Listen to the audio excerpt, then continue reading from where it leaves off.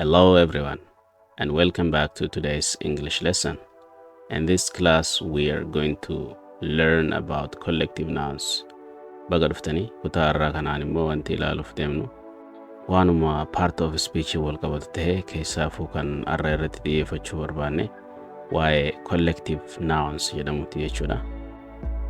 A collective noun is a word that refers to a group of people, animals or things as one unit.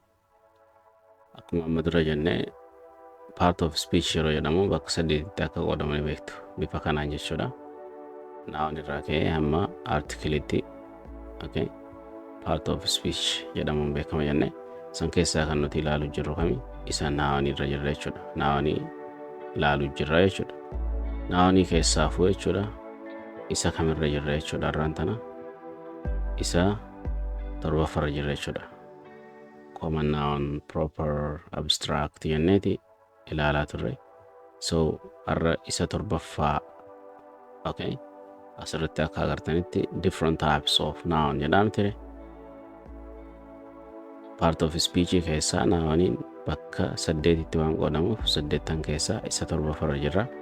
Tokko qofaan nuuf jechuudha kan xumuraati. Innis maali? Compound noun ka jedhudha jechuudha. Compound noun ka jennu jechuudha. So arraaf garratti xiyyeeffannu okay we're going to be focusing on collective noun. Okay,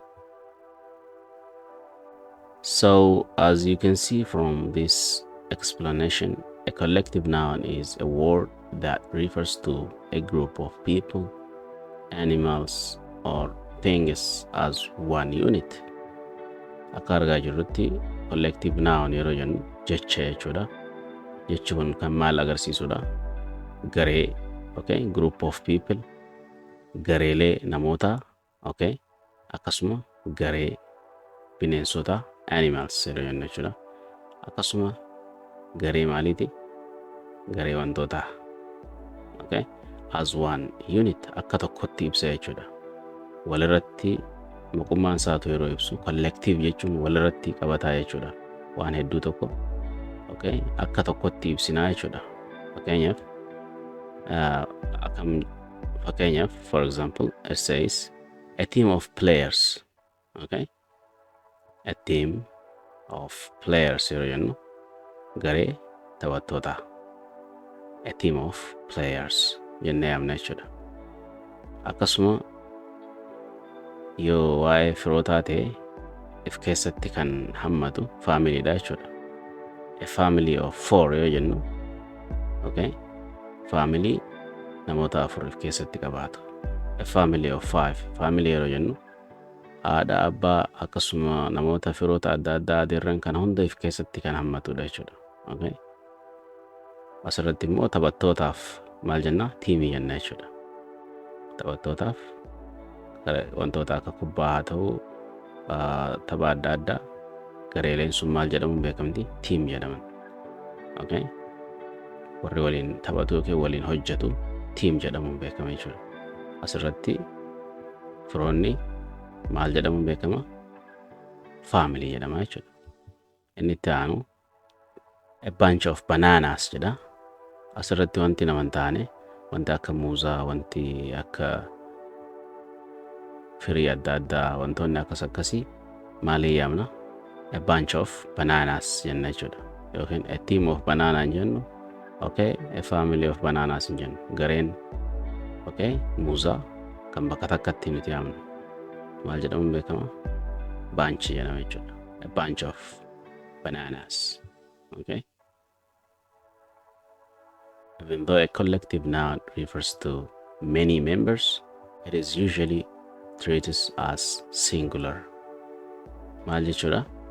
Collective noun inni jedhu kuni membarii yookiin immoo miseensota baay'ee if keessatti qabaatullee akkamitti ilaalama? Akka singulaaritti ilaalama jechuudha. Akka qeenxeeti jechuudha.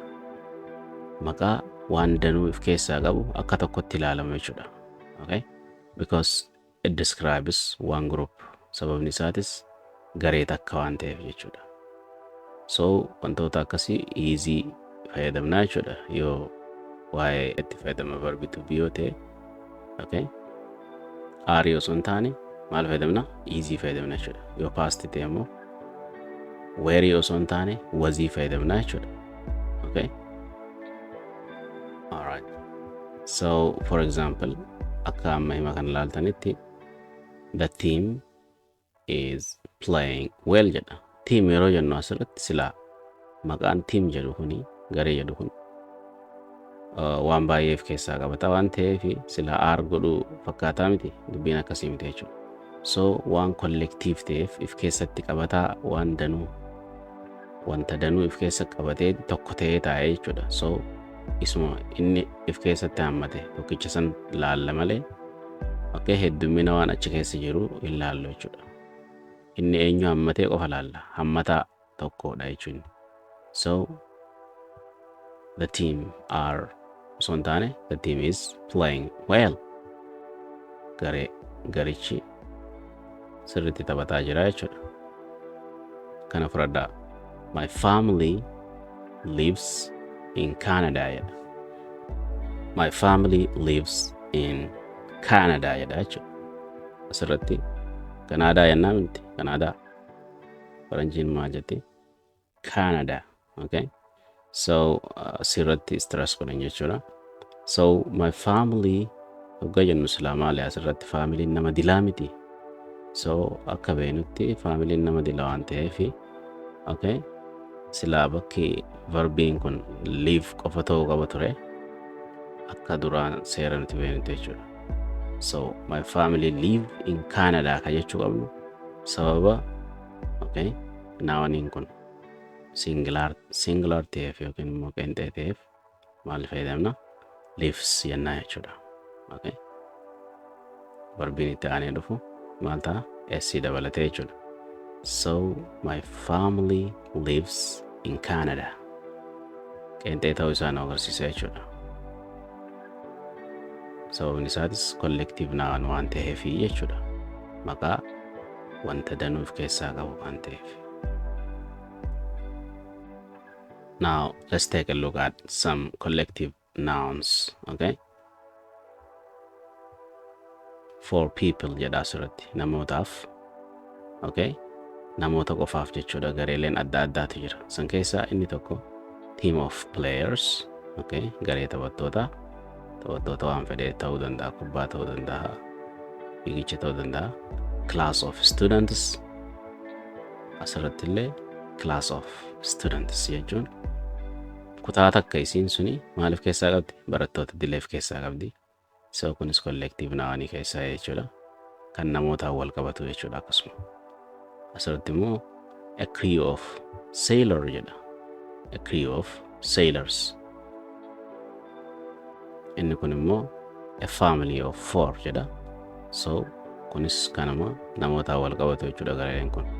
A committee of members jedha. A committee. Okay, komitee miti committee. A committee of members. Asirratti illee miseensota komiteedha jechuudha. Kunis kan namootaan wal qabatu jechuudha. Collective nounidha jechuudha. So jarreen kun hundi isaatu warra singular jedhamuun beekaman jechuudha. Yoo danuu fakkaatan illee sababa collective noun ta'aniif s in dabalata yookiin akkasuma sababa akka singularitti fudhanna jechuudha. Kan biraa gareelee bineensotaati jira. For example, a herd of cows. Asirratti a herd of cows jechuun a herd of cows yeroo jennu garee horiiti jechuudha. Horii gareedhaan deema miti. Kuni garee horiiti jechuudha. A herd of cows jenna jechuudha. Inni kun immoo a flock of birds. Kuni garee simbirrooti jechuudha. Inni kun immoo a pack of wolves. A pack of wolves. Kun immoo a pride of lions. A pride of lions. Kuni garee leencaati. Inni kun immoo a swarm of bees jedha. Swarm of bees. tuuta kanniisaati. Gareen biraa kan wantootaa jechuudha. A bunch of grapes. A bunch of grapes jenna. Wantoota akka firii adda addaa, muuza, burtukaana, wanta akkas akkasii sun maal jedhamani? Bunch jechuudha ayyaamna jechuudha. A bunch of grapes, a bunch of bananas, a bunch of, okay? A bunch of orange, a bunch of grapes. Akkas jechaa deemtaa jechuudha. Asirratti a bucket of flowers jedha. Kun immoo garee maaliitiif ililliiti jechuudha. Asirratti a library of books. Mana kitaaba jechuudha. Gareelee mana kitaabaa jechuudha. A library of books. Libraryidha garuu kitaaba baay'ee of keessaa qabdi miti. Inni itti aanu a collection of stamps. A collection of stamps. Stampii yookiin immoo chaappaan jechuudha. Collection jennee yaamuu dandeenya wantoota akkasii sunis. Okay? Asirratti immoo a fleet of ships. A fleet of ships.